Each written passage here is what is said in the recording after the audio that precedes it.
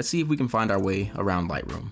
In this lesson, we'll be going over the Lightroom editing interface, where everything is, what everything does. Let's get into it.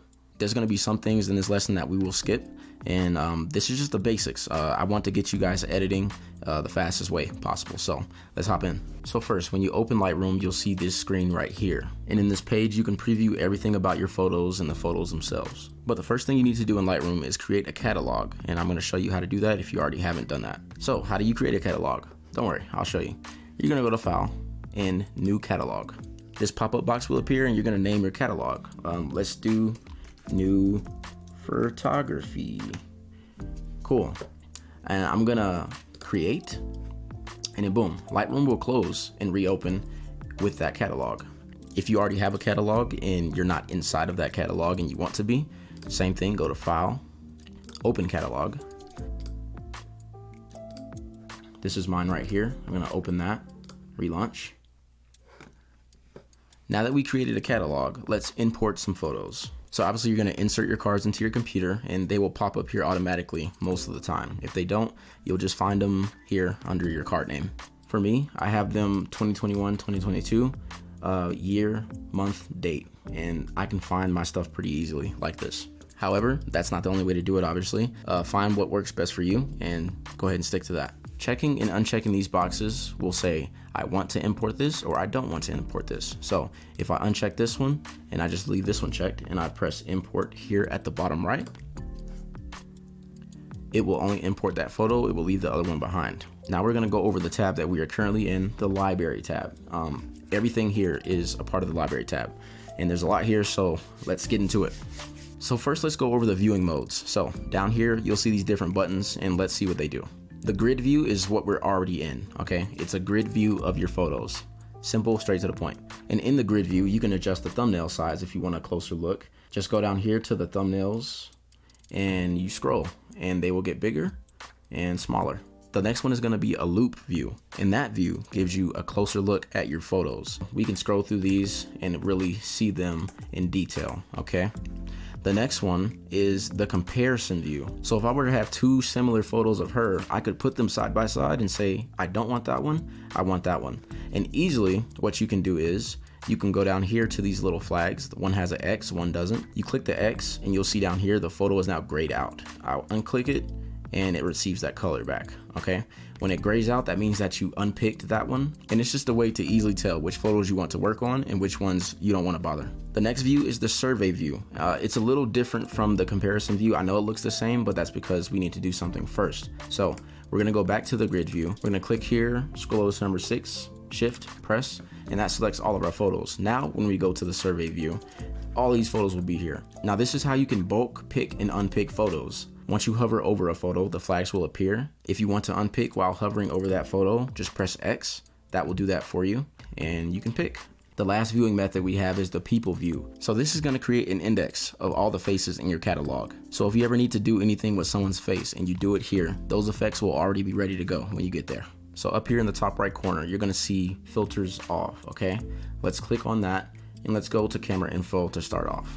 So this information here is gonna be called your metadata, attributes about the camera, the lens, focal lengths, all that stuff. You'll see none right here. And then when we go to camera info, it switches to the metadata tab, okay? So whatever camera you shot on, it will show you here. You see one's the EOS R, one's the R6. You have 3 different lenses here, 3 different focal lengths. So it'll tell you that information if you ever need it. Let's go to the next one. Default columns. So camera and lens are still here, but the focal length is not, and it'll give you the date that you took the photos.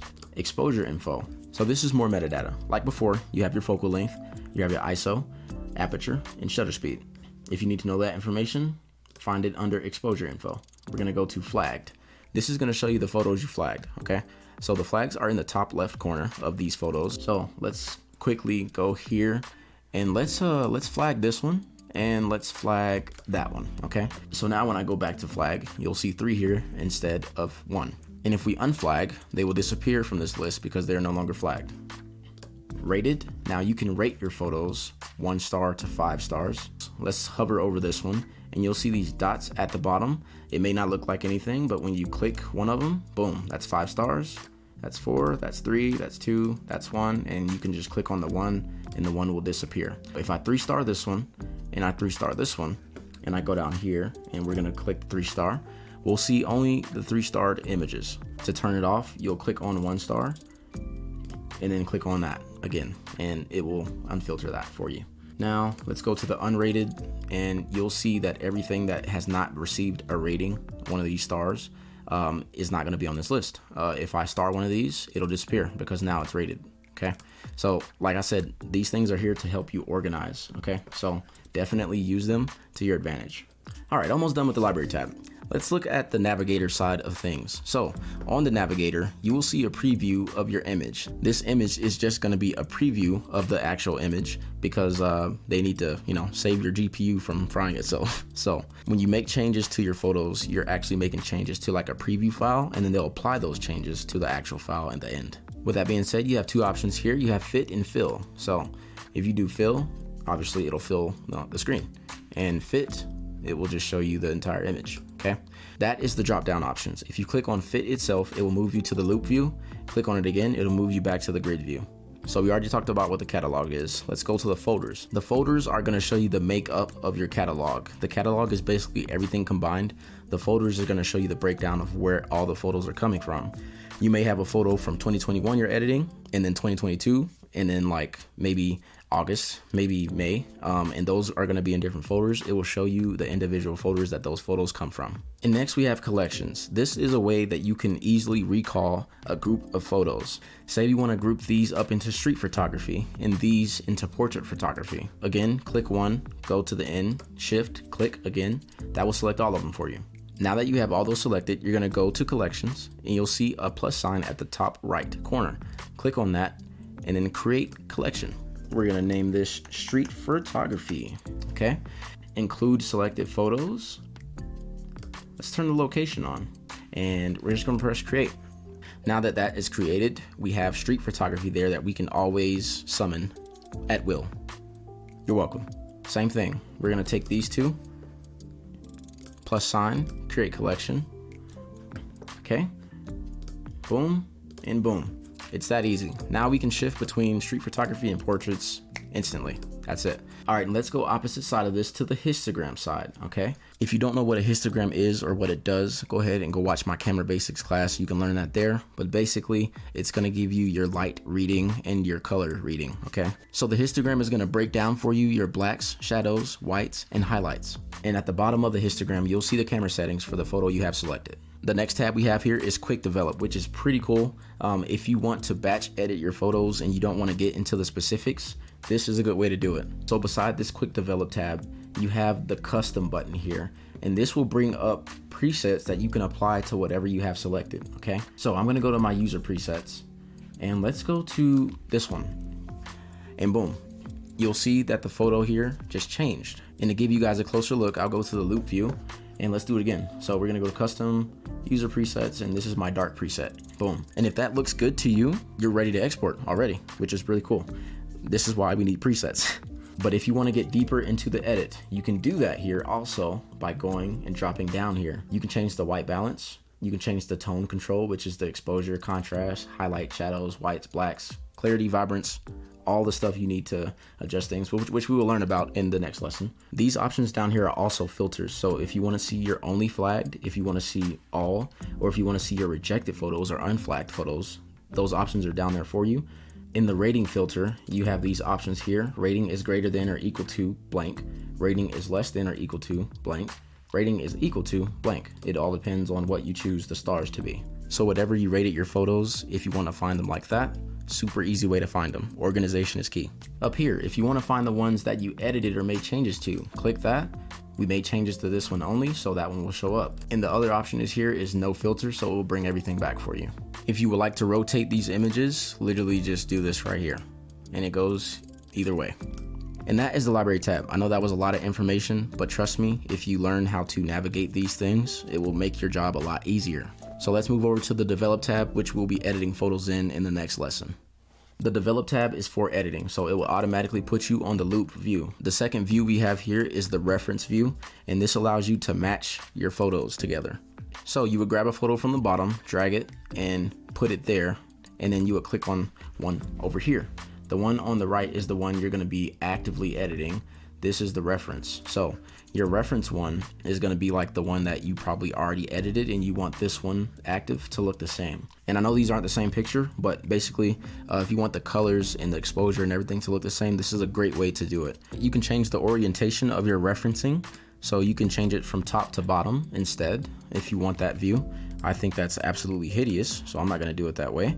And now this one right here is the before after view. So the before after is pretty cool. Obviously we want to see like the differences that we're making and stuff like that. But what you can also do is copy your before image to your after image and vice versa. Or you can switch the edits between each other. So those are the views in your develop tab. Awesome views, very helpful as always. All right, now that we got the views over with, let's go again to the navigator side of things and let's take a look. We already know what the navigator does. It has a preview of our image there.